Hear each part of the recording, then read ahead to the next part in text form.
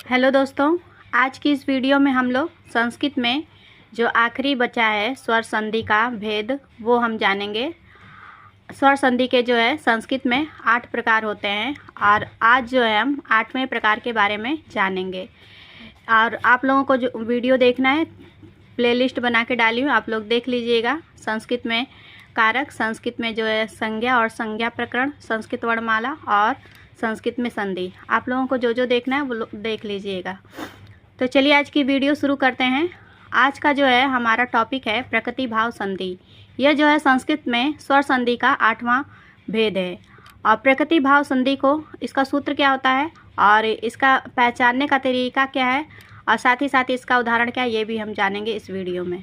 तो शुरू करते हैं। प्रकृति भाव संधि। प्रकृति भाव संधि का जो सूत्र है प्लुत प्रगृह्य अचि नित्यम है। प्लुत यानी जो वर्ण 3 मात्रा का समय लेते हैं बोलने में, वो वर्ण जो है प्लुत कहलाते हैं। और प्रगृह्य मैंने संज्ञा प्रकरण में आप लोगों को बताया है। प्रगृह्य संज्ञा वर्ण जो है वो कहलाते हैं जिसमें बड़ी ई की मात्रा हो लगी हो, बड़ा ऊ का मात्रा हो और बड़े ए की मात्रा हो। साथ ही साथ शर्त ये भी होनी चाहिए कि वो द्विवचन में हो। उन वर्णों को ही हम प्रगृह्य वर्ण कहते हैं। तो प्लुत और प्रगृह्य वर्णों के बाद यदि अच यानी स्वर वर्ण आए तो वहाँ प्रकृति भाव संधि होगी। इसको हम संक्षेप में कह सकते हैं प्लुत या प्रगृह्य प्लस अच वर्ण बराबर प्रकृति भाव संधि। इसको परीक्षा में हम कैसे पहचानेंगे आसानी से? इसको पहचानने के जो है कई तरीके हैं।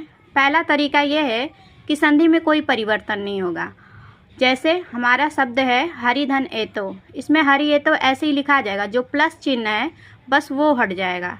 इसी प्रकार हमारा और उदाहरण है भानुधन एतो, तो भानु में न देख रहे हैं आप लोग, बड़े ऊ की मात्रा लगी है और एतो जो है जुड़ गया है और प्लस चिन्ह हट गया है, बस पूरा का पूरा वही लिख गया है। समझिए संस्कृत में जितनी भी संधियाँ हैं उसमें जो ये प्रकृति भाव संधि है सबसे सरल संधि है। और दूसरा पहचानने का तरीका इसका क्या है कि जो पहला पद है वह शब्द जो है दीर्घ इकारांत होगा, दीर्घ उकारांत होगा या दीर्घ एकारांत रहेगा तथा वह जो है द्विवचन में रहेगा। जैसे हरि विष्णु, तो हरि जो है र पे बड़ी की मात्रा है तो इकारांत हुआ हरि शब्द, और इसमें जो है हरि जो है द्विवचन में है। इसी प्रकार गंगे, गंगे में भी जो है ये द्विवचन का है और ए का मात्रा लगा हुआ है। तीसरा पहचानने का तरीका क्या है? तीसरा जो है यह है कि जितने भी प्रज्ञ संज्ञा के शब्द हैं, चाहे वो दीर्घ इकारांत हो चाहे दीर्घ उकारांत हो या एकारांत रहेगा, वह शब्द सभी शब्द जो है प्रकृति भाव संधि में रहेगा। यानी जितने